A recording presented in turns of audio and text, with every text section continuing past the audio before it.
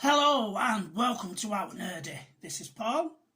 Hope you're all having a good day.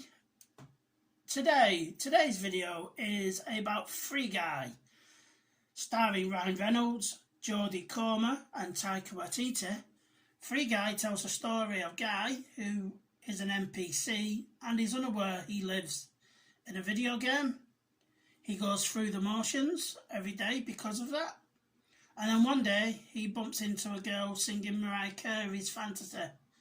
He decides that she is his dream girl, and then somehow his programme starts to change. He starts to deviate from his programming. Before I get into the film, I've first seen the trailers end of 2019. It should have dropped in July last year, 2020, but unfortunately it kept being put back due to the virus we can't talk about from the country we can't blame.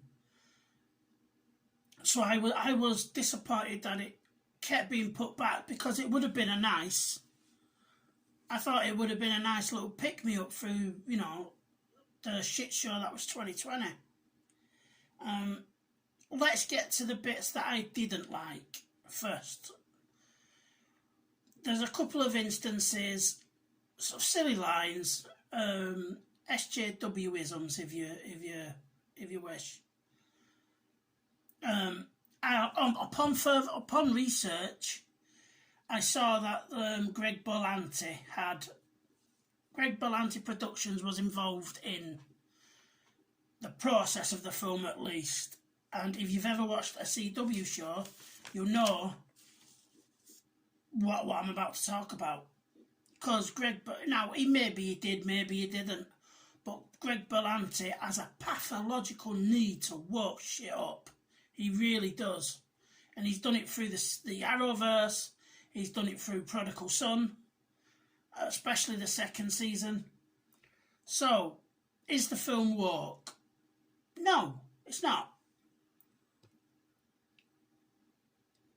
It is, however... It does, however, have references in it. It can't help itself. It really can't. It certainly takes its shots. There is a line about white privilege, which, out of nowhere, really. There's the portrayal of male gamers as 40-year-old virgins living with a mum. I will give him the bit where he loses his shit about dying, because every gamer's been like that. So that wasn't a night. That wasn't... If it was done for comedy, it didn't land. There's also a line in the film where the woman playing Molotov says, "Oh, the first time I kiss a guy in ages, and he isn't a toxic male, and he's not real." And it's, what the fuck is that line? Why have you got toxic masculinity, toxic males? Really? Well, yet the film doesn't question her life choices. She doesn't seem to have any epiphanies about, oh, I'm dating wankers. No, all it is, oh, toxic males. Now, if they were attempts at humour, they failed miserably and they didn't land for me. All it did was make me roll my eyes and go, for fuck's sake. Yeah, my wife, she sat through a horror film just because Ryan Reynolds was in it, switched off automatically off this film. Like I said, it may have been done for laughs, but it didn't work for me. The CGI kind of let the film down a little bit towards the end. It's only a small complaint, but it let the film down as far as I'm concerned. Okay, so the good bits. It's fun, it's action-packed. It's a Ryan Reynolds flick, so you know what you're getting already. He brings a certain amount of humour and believability to the role. It has the makings of a good film, There are some genuine laugh-out-loud moments, and there are some very, very funny cameos, good cameos, from proper actors. One of the bits that let it down for me, and this was only through because I didn't know who they were, but there's a lot of Twitchers and YouTubers in there that are giving the comments on the video game. I didn't know who they were. I didn't care who they were. I don't feel they added anything proper to the game. And I think to the game, or the film, whatever you want to call it. And I think it will date the film significantly going forward. Because such a person's in it. Like I said, I don't think they needed to be in the... it extended its runtime, and that's about it. But back to the good, I enjoyed it. Like I said, the CGI, although it laid down in like the last 5-10 minutes, was very good throughout. I thought it must have cost a fortune to film this. And to you and me it did. It had a budget of about 125 million, according to Wikipedia, but you can't really trust that, I suppose.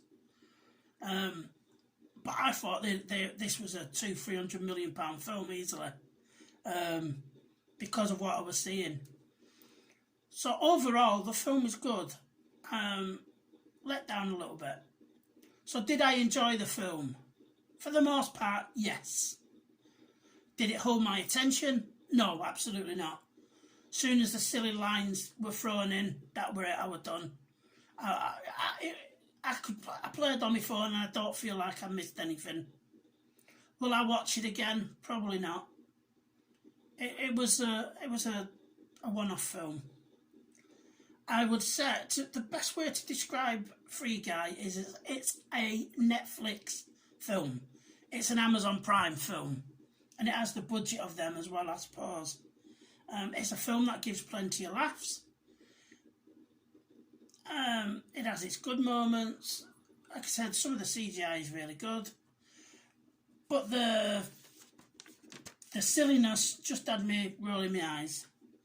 I'm not going to tell you whether to watch it or not, because that's your own decision.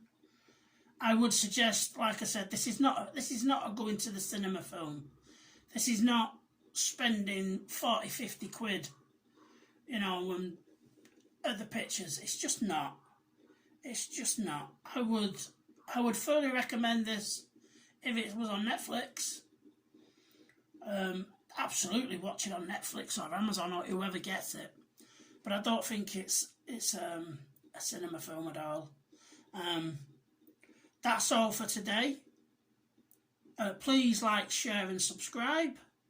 And I will see you again. Ta-da!